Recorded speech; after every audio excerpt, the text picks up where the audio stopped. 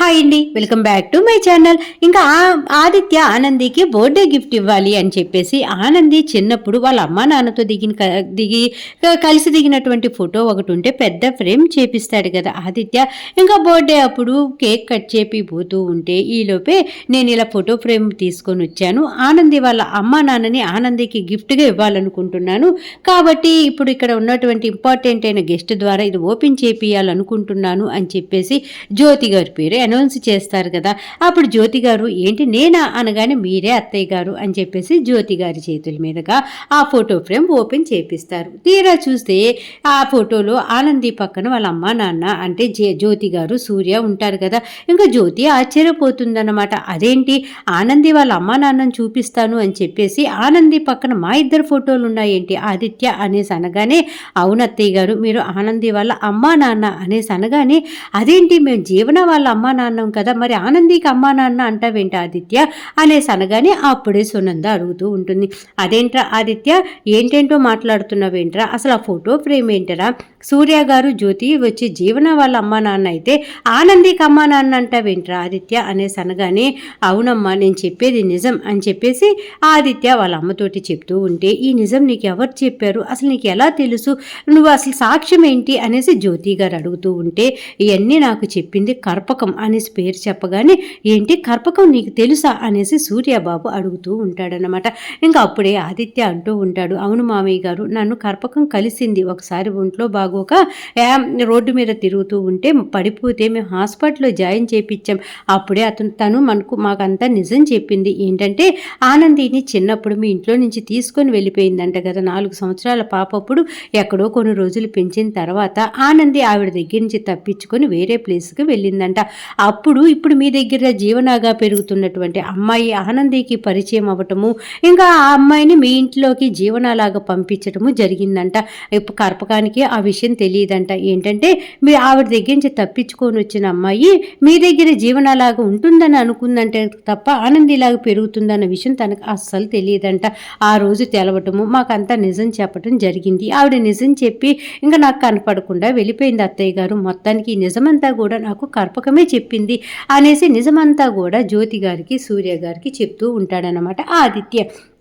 అప్పుడు వెంటనే జ్యోతి, అవునా ఆనంది ఇన్ని రోజులు కూడా మాకు దూరంగా పెరిగింది, ఆనందయ్య మా కూతురా అని చెప్పేసి జ్యోతి గారి కళ్ళ వెంట నీళ్లు కారిపోతూ ఉంటాయన్నమాట.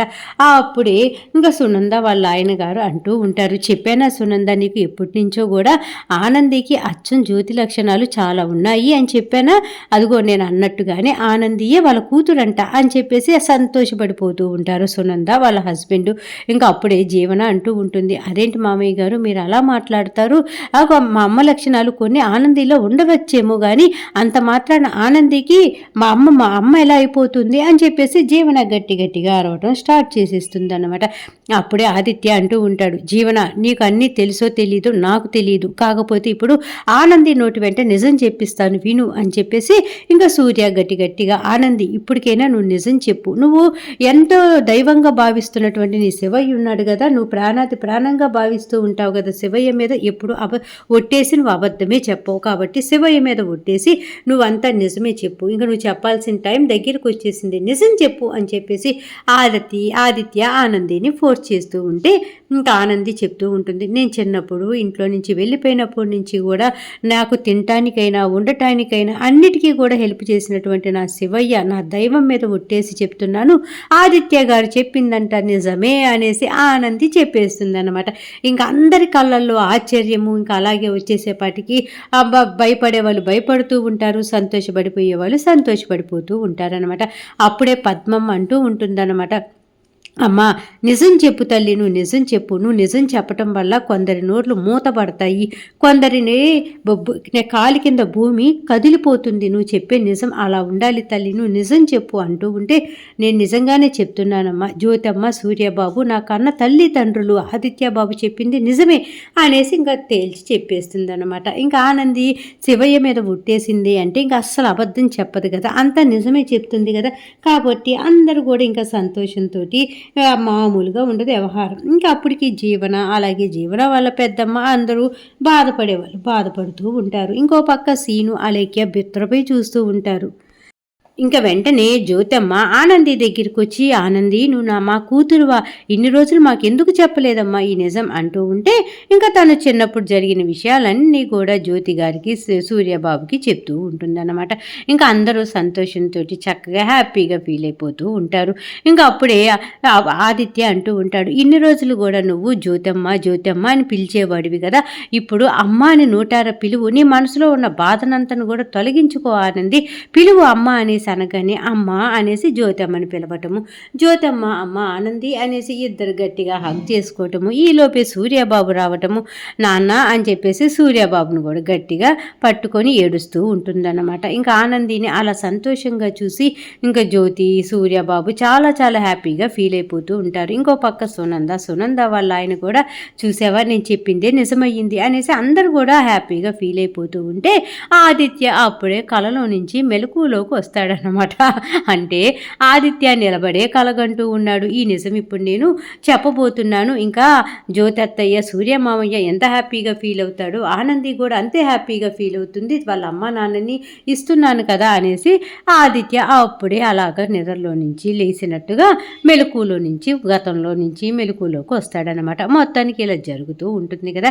అప్పుడే అక్కడికి ఆనంది వస్తుంది. "ఏంటి ఆదిత్య గారు నిలబడే కలగంటున్నారేంటి" అనగానే, "నేను చెప్పాలనుకుంటున్నది జరిగితే ఎంత బాగుంటుందో ఆనంది. అదే ఊహల్లో తేలుతూ కలగంటే హాయిగా ఉంది. అది నిజమైతే బాగుండు అనేసి అనుకుంటున్నాను" అనేసి ఆదిత్య మెలకువగానే ఉండి ఏదేదో ఆనందితో చెప్తూ ఉంటే, అప్పుడు ఆనంది అనుకుంటూ ఉంటుంది, "ఆదిత్య గారు నేను అనుకున్న విధంగానే మా అమ్మ మా నాన్న ఏదో చెప్పేబోతున్నారు" అనేసి ఇంకా టెన్షన్ పడిపోతూ ఉంటుందన్నమాట. ఇంకా ఆదిత్య గెస్ట్లు అందరూ వస్తున్నారు కదా అని చెప్పేసి వాళ్ళందరినీ పలకరీయటం కోసం అక్కడి నుంచి వెళ్ళిపోతారు.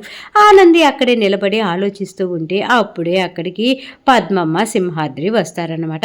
ఇంకా పద్మమ్మ, సింహాద్రి ఆనందిని చూసి, "ఏంటి బిడ్డ ఎండ ఇంత ఎక్కువగా ఉంటే ఇక్కడున్నావేంటి? ఇంకా స్టార్ట్ అవ్వటానికి ఫంక్షన్ చాలా టైం ఉన్నట్టుంది కదా!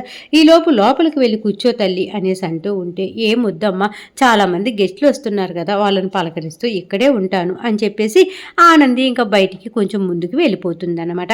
అప్పుడే సింహాద్రి పద్మమ్మని చూసి అంటూ ఉంటాడు, "పద్దాలు నేను నిన్ను ఒకటి అడుగుతాను చెప్తావా" అనగానే, "అడగండి చెప్తాను" అని చెప్పేసి పద్మమ్మ అంటుంది, "ఇప్పుడు ఆనంది వాళ్ళ అమ్మా నాన్న ఎవరో ఆదిత్య బాబు చెప్పేస్తాను అంటున్నాడు కదా, వాళ్ళు నిజం తెలిసిపోయి ఆనందిని, ఆదిత్య బాబుని తీసుకొని వెళ్ళిపోయారనుకో, అప్పుడు నువ్వేం చేస్తావు" అనేసి అనగానే, "ఏముంది సంతోషంగా ఫీల్ అవుతాను.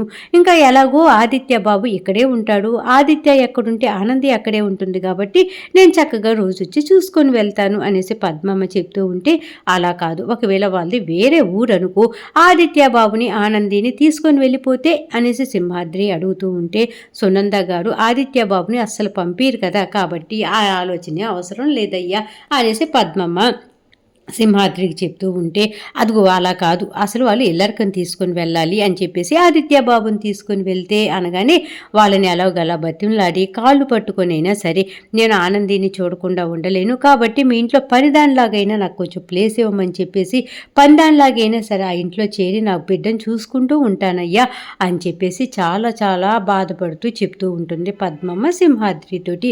అప్పుడు సింహాద్రి అంటూ ఉంటాడు, "కన్న ప్రేమ కంటే కూడా పెంచిన ప్రేమ గొప్పది అంటారు కదా పద్దాలు. చూసావా, నువ్వు ఆనందిని కొన్ని రోజులు పెంచుకున్నావా, ఇంకా నీ ప్రేమ చూడు ఎంత విలువ కట్టలేనిదో, కావాలంటే ఆ ఇంట్లో పనమ్మాయిలాగా కూడా వెళ్తాను అనుకుంటున్నావు చూసావా, అది గ్రేటు" అని చెప్పేసి సింహాద్రి పద్మమ్మను పొగుడుతూ ఉంటే ఇంకా పద్మమ్మ అక్కడి నుంచి వెళ్ళిపోతుందన్నమాట.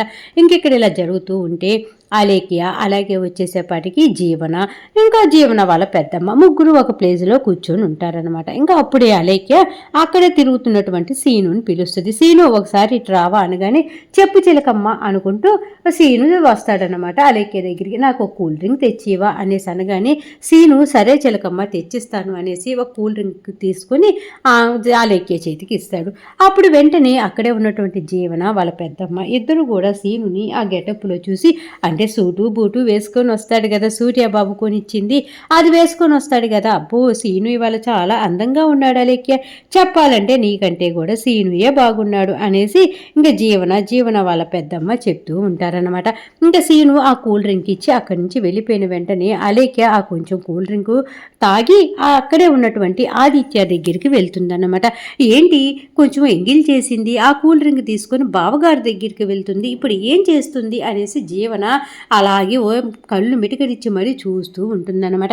అప్పుడే అలేఖ్య ఆ కూల్ డ్రింక్ తీసుకొని వెళ్ళి ఆదిత్యకి ఇస్తుంది. ఆదిత్య అంటూ ఉంటాడు, అయ్యో నువ్వెందుకు అలేఖ్య తీసుకొని వచ్చింది, ఇంక ఇచ్చేవాళ్ళు ఇస్తారు కదా కూల్ డ్రింకు, నువ్వెందుకు తీసుకొని వచ్చావు అనగానే, అయ్యో మీరు చాలా ఇక్కడ కష్టపడిపోతున్నారు, ఎండ ఎక్కువగా ఉంది, తాగండి ఏం కాదు కానీ అనేసి అలేఖ్య ఆదిత్యతో చెప్తూ ఉంటే ఆదిత్య థ్యాంక్ యూ చెప్పేసి ఆ కూల్ డ్రింక్ కొంచెం తాగుతాడనమాట. ఆ కూల్ డ్రింక్ తాగిన తర్వాత అలేఖ్య అడుగుతూ ఉంటుంది, కూల్ డ్రింక్ ఎక్కువ తీయగా ఉండుంటుంది కదా ఆదిత్య అనేసి అనగానే, ఎందుకని కొంచెం కొంపదీసి ఏమన్నా కొంచెం పంచదార కలుపుకొని వచ్చావా ఏంటి అనేసి ఆదిత్య అలేఖ్యతో జోక్ వేస్తూ ఉంటే అలేఖ్య చెప్తూ ఉంటుంది, లేదు ఆదిత్య నేనేమి ఎక్స్ట్రా షుగరు కలపలేదు, ఏమీ లేదు, నేను ఎంగిల్ చేసి ఇచ్చాను కదా అందుకే ఆ కూల్ డ్రింక్కి ఇంకొంచెం రుచి పెరుగుంటుంది అనేసి అలా అన్నాను అనేసి అలేఖ్య చెప్పగానే ఆదిత్యకి కోపం వస్తుందనమాట.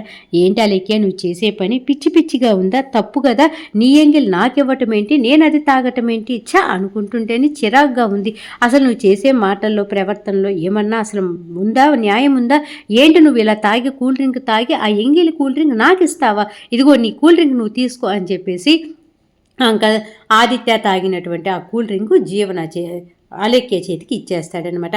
ఇంకా వాళ్ళు అలేఖ్య తాగిన కూల్ డ్రింకు ఆదిత్య తాగటము, మళ్ళీ ఆదిత్య తాగి అలేఖ్యకి ఇవ్వటము, ఇదంతా కూడా జీవన వాళ్ళ పెద్దమ్మ దూరం నుంచి చూసి ఆశ్చర్యపోతూ ఉంటారనమాట. ఇంక ఇది ఇలా జరుగుతూ ఉంటే చైతన్య ఉన్నాడు కదా, సౌండ్ బాక్సులు అవి ఇవి బిగిస్తూ ఉంటాడు. ఇంకా నిన్నటి వీడియోలో సూర్యబాబు జ్యోతమ్మ గిఫ్ట్లు అవి కొనాలి, బుకే కొనాలి, కేకులు కొనాలని బయలుదేరుతూ ఉంటే అప్పుడే జ్యోతమ్మ అంటుంది కదా, నేను కార్ డ్రైవింగ్ చేస్తాను నాకు ఇవ్వండి అనగానే సూర్యబాబు సరేనని కార్ డ్రైవింగ్ జ్యోతమ్మ చేతికి ఇస్తాడు కదా. ఇంకా జ్యోతమ్మ మొత్తానికి కార్ తీసుకెళ్ళి ఎవరికో గుద్దేసింది, యాక్సిడెంట్ అయిపోయిందనమాట. ఇంకా అప్పుడే చైతన్య ఆ మైక్ సిస్టమ్ అంతా కూడా బిగుస్తూ ఉంటే ఫోన్ వస్తుంది చైతన్యకి. ఏంటి మామయ్య గారు ఇప్పుడు ఫోన్ చేస్తున్నారు అని చెప్పేసి ఫోన్ లిఫ్ట్ చేస్తాడనమాట. అయ్యో ఈ గోలకి ఏమీ వినపడట్లేదని కొంచెం దూరంగా వెళ్ళి, ఆ మామయ్య గారు చెప్పండి ఏంటి ఇంకా రాలేదు అని చెప్పేసి గట్టిగా చైతన్య అరుస్తూ ఉంటాడు. అప్పుడే చైతన్య మాట్లాడుతూ ఉంటే ఆనంది ఏంటి చైతన్య ఇంత గట్టిగా మాట్లాడుతున్నాడు అనేసి అటు సైడ్కి రాగానే, ఏంటి మామయ్య గారు చెప్పండి అనగానే, మీ అత్తయ్యకి ఇలా యాక్సిడెంట్ అయ్యింది, ఇంకా తను చాలా క్రిటికల్గా ఉంది తన పరిస్థితి అని చెప్పేసి చెప్తూ ఉంటే, ఏంటి మామయ్య గారు అత్తయ్య గారికి యాక్సిడెంట్ అయ్యిందా, అత్తయ్య గారి పరిస్థితి ఇప్పుడు ఎలా ఉంది అనేసి చైతన్య గట్టిగా అరుస్తూ ఉంటాడనమాట. ఆ మాటలన్నీ కూడా ఆనంది వింటుంది. ఏంటి చైతన్య నువ్వు చెప్పేది, జ్యోతమ్మకి యాక్సిడెంట్ అయ్యిందా, సూర్యబాబు ఫోన్ చేశాడా, ఇప్పుడు జ్యోతమ్మకి ఎలా ఉందంట, సూర్యబాబుకి ఎలా ఉందంట అనేసి టెన్షన్ పడిపోతూ అడుగుతూ ఉంటుందన్నమాట.